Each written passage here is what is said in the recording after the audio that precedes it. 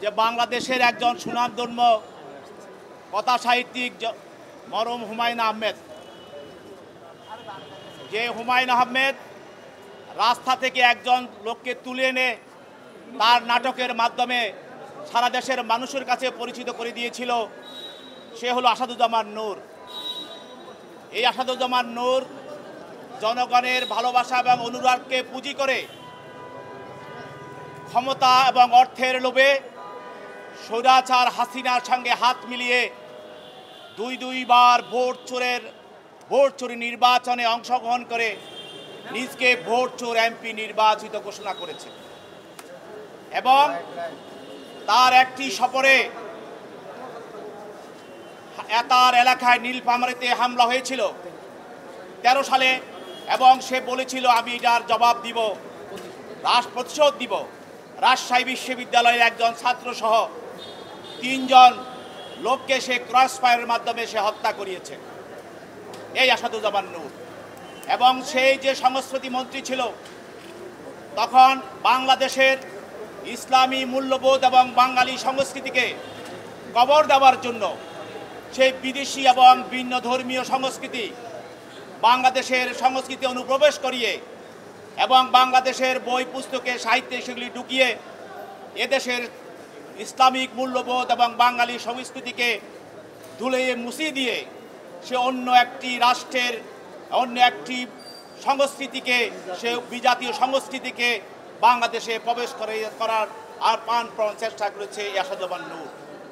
এবং আপনারা জানেন এই ছাত্র কোটা বিষয় আন্দোলনে, বৈষম্যবিরোধী আন্দোলনে তার ইশারায় এবং তার নেতৃত্বে যেই সব আমার ভাই বোনেরা যারা চলচ্চিত্র এবং নাটকের সঙ্গে জড়িত তারা রাজপথে এসেছে, তাদের বিরুদ্ধে যে নির্যাতন করা হয়েছে, এই নির্যাতনের পিছনে আওয়ামী সমর্থিত যেসব নাট্যকর্মী দিয়া নির্যাতিত করা হয়েছিল, এর পিছনে ছিল আসাদুজ্জামান নূর। আজকে এই আসাদুজ্জামান নূরকে একটি হত্যা মামলায়, এটা হলো মিরপুর থানা হত্যা মামলায় ভিকটিম সিয়াম সর্দার পুলিশের গুলিতে নিহত হয়। এই মামলায় সে আজহার নামী আসামি, তদন্তকারী কর্মকর্তা এই মামলায় প্রাথমিক তদন্তে এই হত্যার সঙ্গে এবং অপরাধমূলক ষড়যন্ত্রের সঙ্গে এই আসাদুজ্জামান নূরের সহযোগিতা এবং সংশ্লিষ্টতা পাওয়ার কারণে তাকে প্রাথমিক জিজ্ঞাসাবাদ করে বিজ্ঞ আদালতে উপস্থাপন করা হয়। এবং এর পাশাপাশি আরেকজন আসামি সাবেক মন্ত্রী, বিমান মন্ত্রী মাহবুব আলী, প্রতিমন্ত্রী মাহবুব আলী। আপনারা জানেন এই মাহবুব আলী যখন বিমান মন্ত্রী ছিল তখন সে বিমান কেনার নামে হাজার হাজার কোটি টাকা সে লুটপাট করেছে এবং তার এলাকায় সে বিভিন্ন কার্যক্রমে এবং বিভিন্ন সরকারি উন্নয়ন কাজে সে এবং তার সহযোগীরা যে লুটপাট করেছে, তার জন্য তাকে তার দল থেকে বহিষ্কার করা হয়েছিল। সেই মাহবুব আলী তাকে এই হত্যা মামলার সঙ্গে আজকে তদন্তকারী কর্মকর্তা আদালতে উপস্থাপিত করে এবং তদন্তকারী কর্মকর্তা প্রাথমিক তদন্তে এই মাহবুব আলীর ওই হত্যার সঙ্গে সংশ্লিষ্টতা এবং তার যোগসাজশ পায়, যার জন্য তাকে তার বিরুদ্ধেও আজকে এই আদালতে উপস্থাপন করে তাকে জেল খেতে পাঠানোর জন্য নিবেদন করে। আসামি পক্ষে তাদের আইনজীবীরা দরখাস্ত দিয়ে তাদের জামিনের প্রার্থনা করে এবং এই জামিনের প্রার্থনার ভিত্তি করে আমরা বলি এই আসামিরা স্বৈরাচারের দোষর, হত্যা এবং গণহত্যা এবং মানবতা বিরোধী কার্যক্রমের সঙ্গে তারা জড়িত। তারা যদি জামিনে মুক্তি পায় তাহলে দেশে আবার বিশৃঙ্খলা সৃষ্টি করবে, স্বৈরাচারকে সহযোগিতা করবে, স্বৈরাচার দোষর যারা আছে তাদের সঙ্গে মিলে দেশে একটি অস্থিতিশীল পরিস্থিতি সৃষ্টি করবে। দেশে মানুষ যাতে শান্তিতে বসবাস করছে, মানুষের মুখে যে হাসি ফুটে উঠেছে সেটা তারা নিঃস্বাত করে দেওয়া তারা ষড়যন্ত্র করবে। সেই জন্য শান্তি শৃঙ্খলা তারা বিঘ্নিত করবে। এজন্য তাদের জামিন নামঞ্জুর করে তাদেরকে জেল হাজতে প্রেরণ করা হোক। বিজ্ঞ আদালত উভয় পক্ষের শুনানি অন্তে এই আসামিদেরকে জেল হাজতে প্রেরণ করে।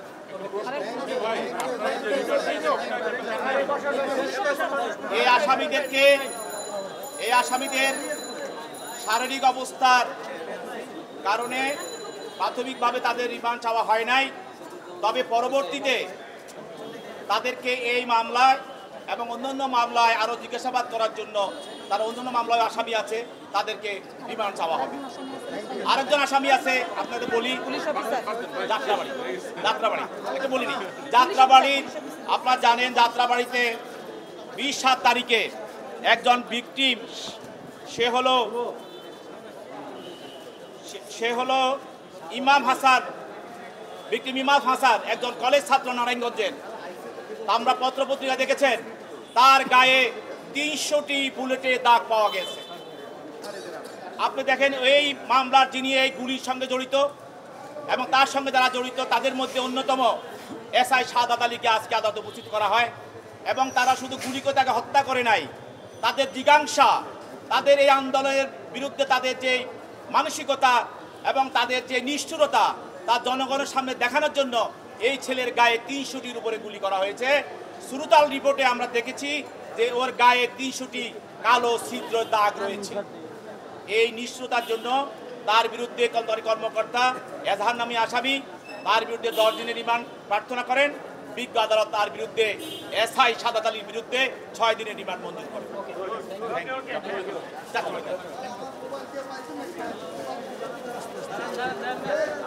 ওইদিকে তাকাইতে ইনসাফ নেই, বুঝলেন না।